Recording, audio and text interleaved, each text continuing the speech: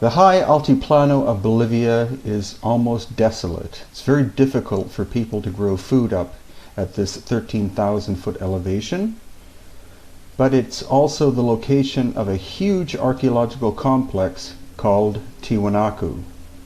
In the foreground is the Acapana Pyramid, or the remains of it, and off in the distance is what is called the Kalasasaya. Now, this so-called pyramid looks like it's been covered in mud, and in fact, there's a theory that the site was destroyed several thousand years ago by such an event. Here we can see partial reconstruction of the 7 original levels of the Acapana, and 7, of course, is a very sacred number in many cultures. The Kalasasaya is a huge complex, and you can see the standing stones. They are original, whereas the walls were reconstructed in the 1980s by archaeologists.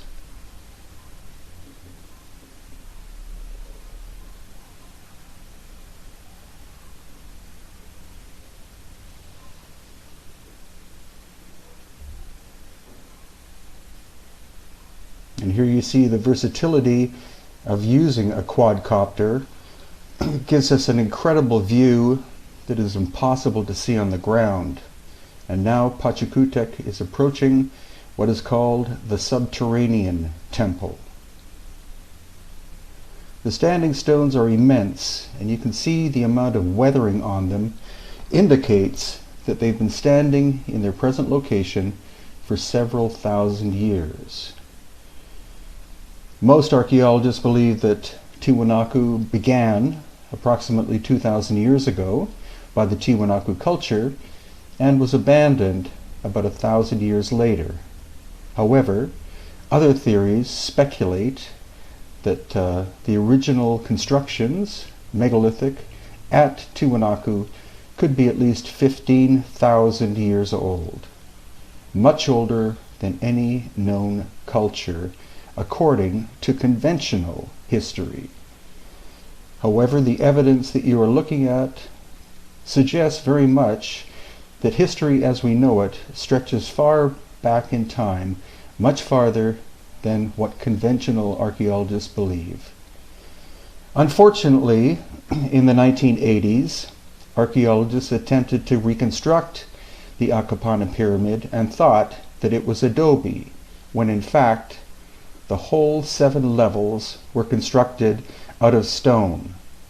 A red sandstone, which is the quarry, is at least 10 kilometers away, and you can see how tightly fitting the stonework was, but as well on the left you see mud, evidence that it was covered over by a huge mud wave in the distant past. And the theory is that the entire altiplano tilted due to some kind of massive catastrophe causing the southern end to be pushed down, the northern end to be pushed up, and the waters of Lake Titicaca, including the mud, to spill over and basically bury the Tiwanaku site. So it is possible that Tiwanaku was left abandoned for several thousand years, and then, about the time of Christ, was rediscovered by what is called the Tiwanaku culture, who did partial reconstruction and used this ancient site for their own purposes.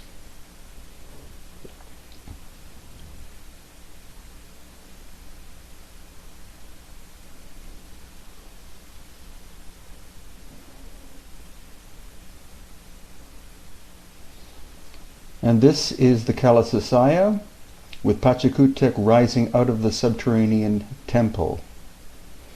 This entire wall system has been reconstructed except for the standing stones and the staircase, which shows incredible weathering.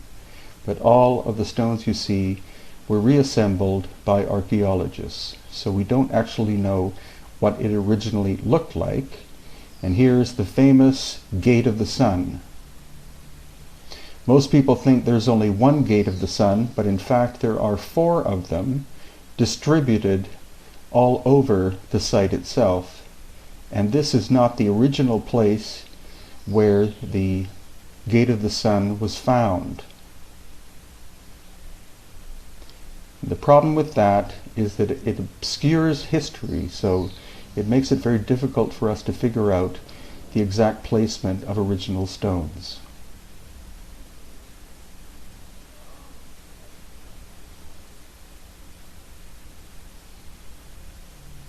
Now, what is incredible about the Gate of the Sun and the other three and many other remnants at Tiwanaku is that they are made of andesite, and the quarry for that andesite is 70 kilometers away near a little town called Copacabana. Notice the break in the gate. That is original and most likely the result of a massive catastrophic event.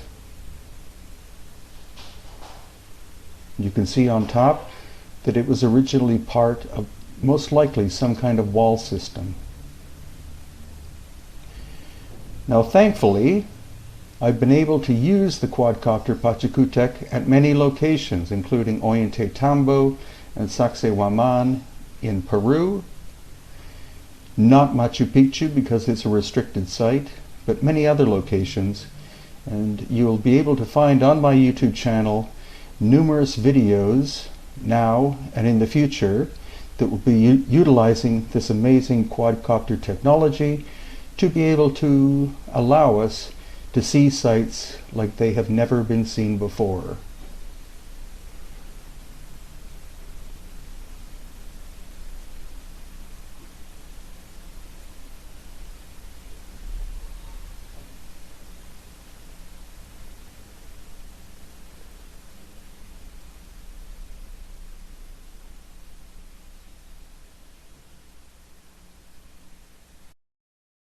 Sharp cuts on that. So if they could melt the stone, they could just mold it. Yes. Instead of having to carve it. I'm going to show you how did they mold on the other side. Okay. The pattern of the molds of the pieces. Wow, really? Yes. So imagine, they were ahead from anything from Oh my gosh. This is a megalithic piece in the upper side of the pyramid, that you can see the energy of the rock just moving the compass, and how it's moving the compass because the energy of this stone is very high. So we have a lot of research in the past about this phenomenon, which one will give us an idea that they used to use the energy. Unfortunately, the light here is so intense because we have almost no ultraviolet protection at Tiwanaku, but I did see that the compass that was inside, or an application in that phone, as he moved the compass along, it never held a constant position. It kept moving and moving, so there is some kind of magnetic anomaly in some of these stones here on the Acapana Pyramid at Tiwanaku in Bolivia. Well, I'm going to show you a tunnel from the upper side of the pyramid of Acapana, which one goes all the way down to the small temple. In this drawing, I can show you the whole pyramid, and in the black line is where the tunnel goes down. In the second, we can see how long is the tunnel and how it's divided. It's different levels. Different levels, and the entrance, it just got 45 centimeters by 75 centimeters. A small guy can be underneath and get into the end of the place. See, what we're showing right now is the entrances. This one with the round thing. With the circle?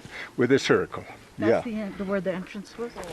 Yeah. That inside of that tunnel or duct, we have stalactites. Ah. One of the stalactites measure more than 50 centimeters. Talking about that in every 2.5 centimeters means 100 to 100,000 years. That means this place was built approximately 12 years ago. 12 years ago. 12 years? 12,000 years 12,000, ago. okay. 12,000 years ago. But I'm talking just about the pyramid. The pyramid. The other things should be older than the pyramid. So this is, I'm showing you just part of what it is Tiwanaku and what we have, for example, in this tunnel. This tunnel will go straight to the semi-temple. And there should be a lot of tunnels. So Antonio's explanation of the fact that there is a tunnel that goes down and across to the sunken, what's called the sunken temple, that originally this may have been not a temple or whatever religious site, but it could have been a processing plant for metallic ore, because a lot of gold, silver, copper, tin, etc. is found in this area. And so if the Akapana pyramid was actually a processing center for trying to separate the metals from the different dirts, etc. here, then that tunnel could be a way of moving the material into what is now the sunken temple. But that sunken temple could have been a giant pool where the gold would go to the bottom, then the silver, then the copper, and then the mud would be later as a separation pond. Much later in time, thousands of years later, this place was rediscovered by the Tiwanaku people and became a religious center. And after that, the local residents who live here now inhabited the site. But we're looking at the possibility of dating this site in terms of original construction back at least 12,000 years.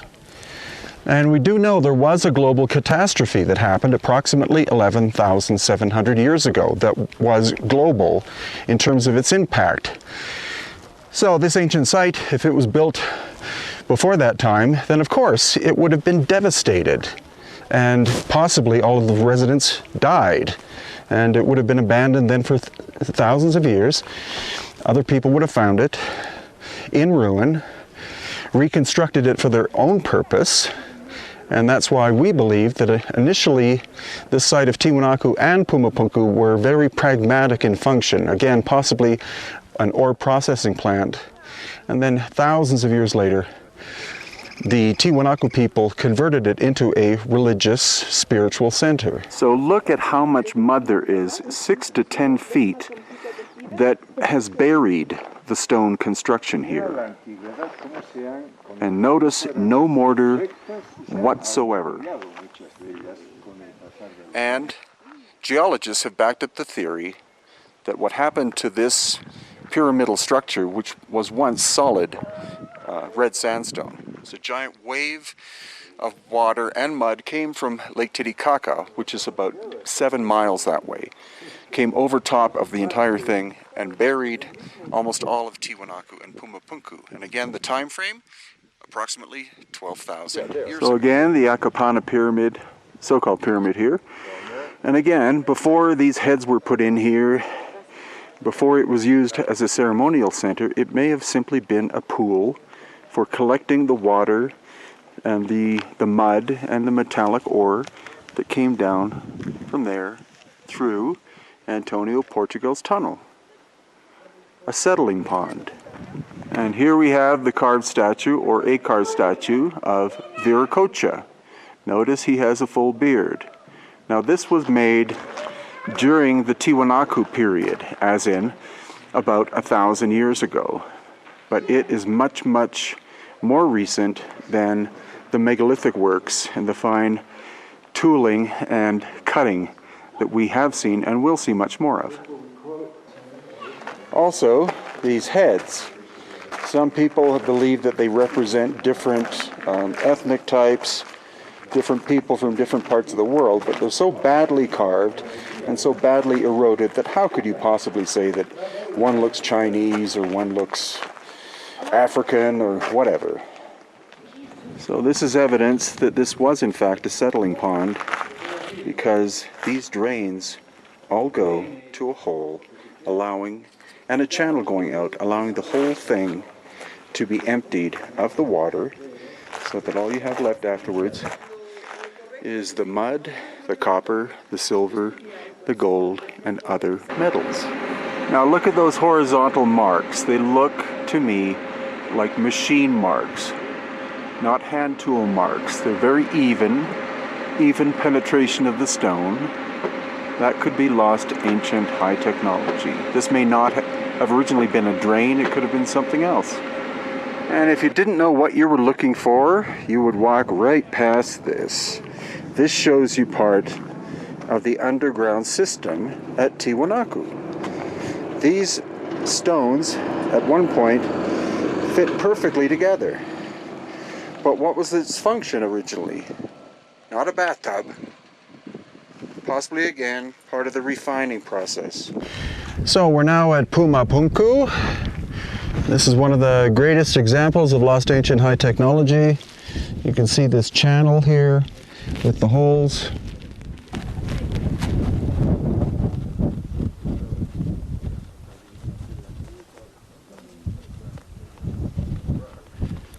This is also a perfectly flat surface, or perfect enough.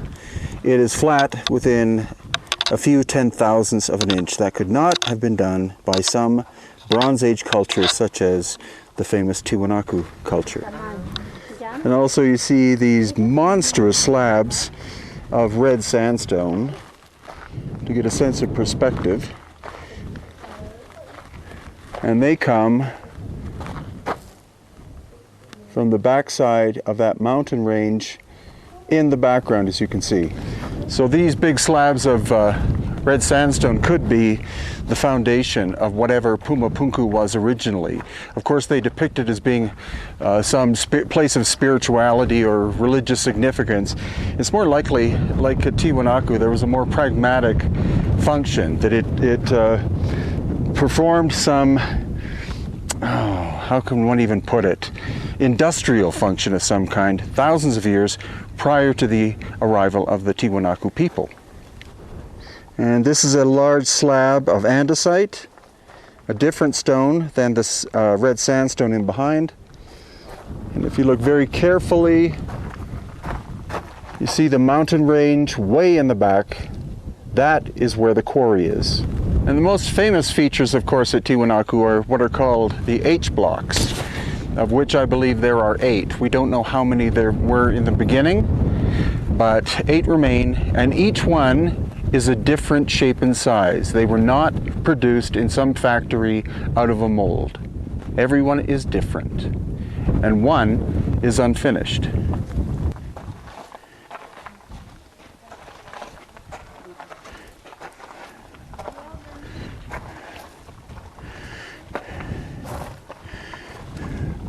Notice that mark there? It's missing from this one. Also notice the precision of these surfaces. Almost exact, but here in the interior there's a curve, and also this is rough. So this surface is unfinished, this surface is finished. How could a Bronze Age culture have possibly done work like this? They could not have. And now you're looking at the backside of 2 of the H blocks.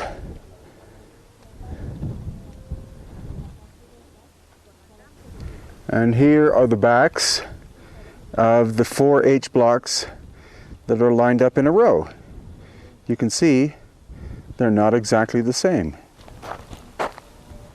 The difference in the widths of some of the H blocks, as well as the openings, are as much as 1/4 to 1/2 an inch. So that wouldn't be the result of expansion or contraction. They were manufactured seemingly individually. And the question is, what is their function? Also, there are no 90-degree angles going in. The indentations are not 90 degrees. They're off. They're actually, and this is what engineer Chris Dunn found out, they're actually what are called dovetails. They're wider on the inside than they are the outside. And most people think there is one gate at Tiwanaku and Pumapunku, but in fact there are 4 that remain. This is one of them. And you can tell by looking at the sides that it didn't stand freely. Originally, it was interconnected with other stones. So that's another intriguing characteristic about Tiwanaku and Pumapunku, which are in fact the same place. It's just they're separated by fences by archaeologists. But the stones didn't simply fit together without mortar or cement or clay. They were three-dimensionally interlocking, and the question is, why would you bother to do that? Earthquake proofing? Well, I'm sure this site was probably basically earthquake proof, but it could be that the reason why they had to three-dimensionally interlock was some kind of vibratory purpose, which I describe much more in other videos. And if you find that idea crazy, engineers that we've brought here have said it would be very difficult for modern machinists to be able to cut some of these surfaces, especially the very strange angles. And so how could a so-called primitive culture such as the Tiwanaku possibly do work like this? The more we study, the more we find out. And unfortunately, the more we have to speculate. That's the function of hiddenincatours.com at 13,000 feet on the Altiplano of Bolivia.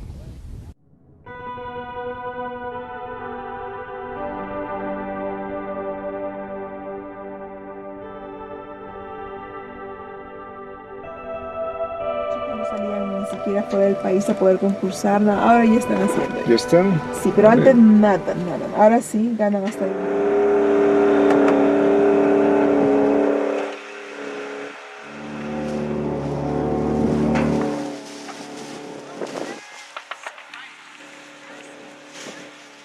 Lake Titicaca. This is actually the narrow point of the lake. There's the large portion here, the smaller portion this way. We're heading across to a mysterious ancient site called Santiago de Uje, which excavations began about 10 years ago. Almost nobody knows anything about it, so we're going to see what we can find.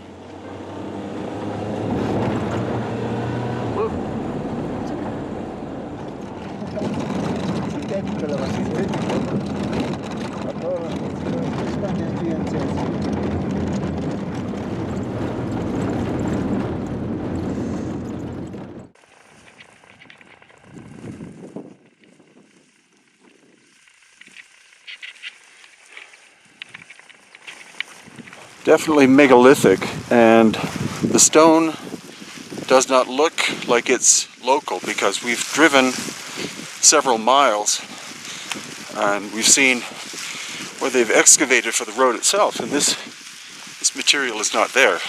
Not big chunks of stone of this size, so obviously, like many megalithic sites, the stone was brought here on purpose from another location.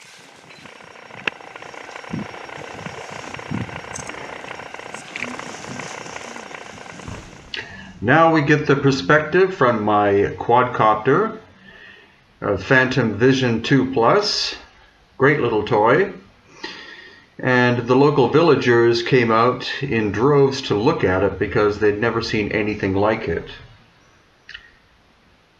As you can see, the excavation is quite minor, but this was probably the central ceremonial area. Much of the site has been ravaged by time, and also local villagers taking the big stones, breaking them up, and building their own houses out of. This is not something that just happens in Bolivia, but happens all over the world when a site has been abandoned, probably for thousands of years, and is no longer recognized for its special nature. But that's what's, again, great about having a quadcopter, in that you're able to see a much greater perspective of what a site like this looks like. If you visit, please give the mayor a donation. So the stone appears to be sandstone, and the tool marks would appear to be hand tool marks. But it's an exceptional thing to not discover, but to explore.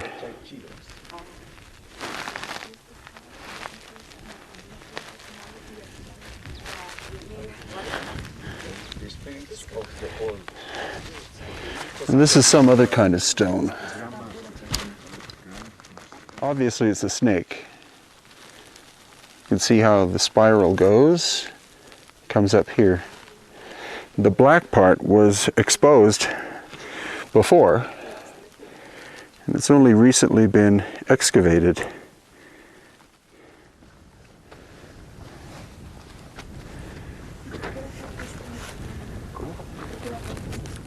He says that you have the mission to let the world know this place with your films. Yes. Él dice que perfecto. Me parece que son vestigios de una antigua civilización de la época de Cristo, ¿no? Donde aquí había una civilización de pueblos guerreros, los hombres Qatari, ¿no? Que tenían rivalidad con otros pueblos, ¿no? Entonces es una fortaleza antigua. He believes that this was part of the Bible also, you know, the very antiques, and they have rivalities with people from around the place. So I'm going to say again, they are happy that we're going to show to the world this monument. Do they know what culture did this? ¿Saben qué cultura exacta es? ¿No es Tiwanaku? No, es mucho más antiguo que Tiwanaku, ¿Sí? en los tiempos de Cristo. Yeah, it's more antique than Tiwanaku, maybe from the time of Christ. That's what he said. Is the stone local, or was it brought here from somewhere else? ¿Esto siempre ha estado aquí o lo han traído de otro lugar? Bueno, es un misterio esto, porque las piedras pesan más de arriba de 5 toneladas. Entonces no hay aquí lugares donde se puede extraer semejante piedra. O sea, no hay canteras, ¿no? Entonces es un misterio de dónde han traído las piedras, ¿no? Yeah, it is a mystery from where they took these stones. So they believe they belong to here because they are from more than 4 tons each one. Mm-hmm. You know, so that's what he says, that is a mystery. This video is one of about 800 that I have made and are sitting on my YouTube channel. So please enjoy.